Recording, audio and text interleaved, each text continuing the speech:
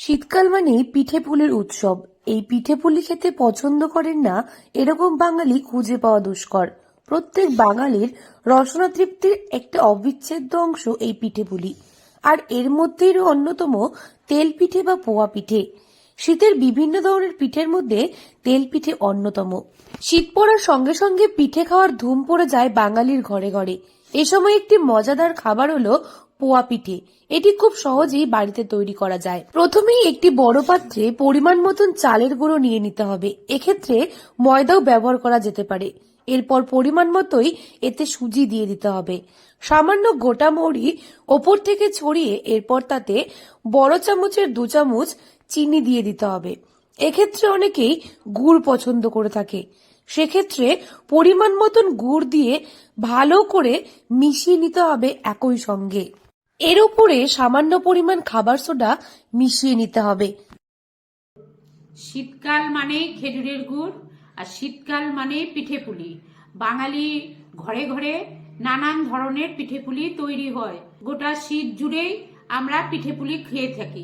গোকুল পিঠে, রসবড়া, পুলি, সরা পিঠা, পাটিসাপটা, এইসব নানান ধরনের পিঠে পুলি আমরা খেয়ে থাকি।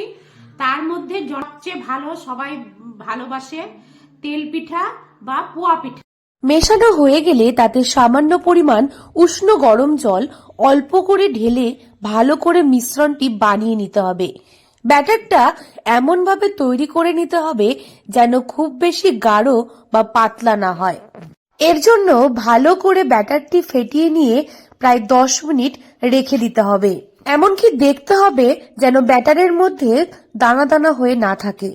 এবার ভাজার পালা। প্রথমেই কড়াই বা ফ্রাই প্যানে সেই পরিমাণ তেল দিয়ে দিতে হবে যাতে একটা পিঠা ভাজতে ডুবে যেতে পারে। সেক্ষেত্রে ছোট দেখে কড়াই বা ফ্রাই প্যান নিলে তাহলে তেল কম ঢাললেও হবে। এবার তেলটাকে বেশ ভালো মতো গরম করে নিতে হবে। বাড়িতে কোনো অতিথি আসলে চটজলদি এই পিঠাটা করা যায়। তেলে ভাজা হয় বলে এটাকে তেল পিঠা বা পোয়া পিঠা বলে। অতি সহজেই করা যায়, বেশি কিছু উপকরণ লাগে না, ঘরোয়া জিনিস দিয়েই এটা তৈরি হয়। গরম তেলে ডাবু হাতা করে 1 চামচ গোলা ছাড়তে হবে। কিছুক্ষণের মধ্যে ভাজা হয়ে গেলে তা ফুলে উঠবে। তবে এমন ভাবে ভেজে নিতে হবে যাতে ভেতরে কাঁচা অংশ না থেকে যায়। তারপর উল্টে দিয়ে একইভাবে ভেজে নিতে হবে।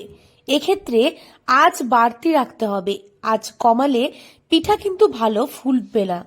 এইভাবে বারংবার ডাবু হাতা দিয়ে ব্যাটারটি কড়াইয়ে ঢেলে একে একে সব পিঠাগুলো ভেজে নিতে হবে, এপিট ওপিট করে ভালো করে উল্টে দিয়ে।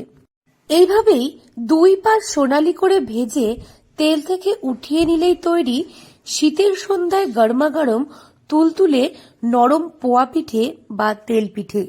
এই পিঠের সঙ্গে চায়ে 1 চুমুক, এতেই বাঙালির সন্ধ্যাকালীন আড্ডা জমে যাবে। দক্ষিণ দিনাজপুর থেকে সুস্মিতা গোস্বামী রিপোর্ট, লোকাল 18 বাংলা।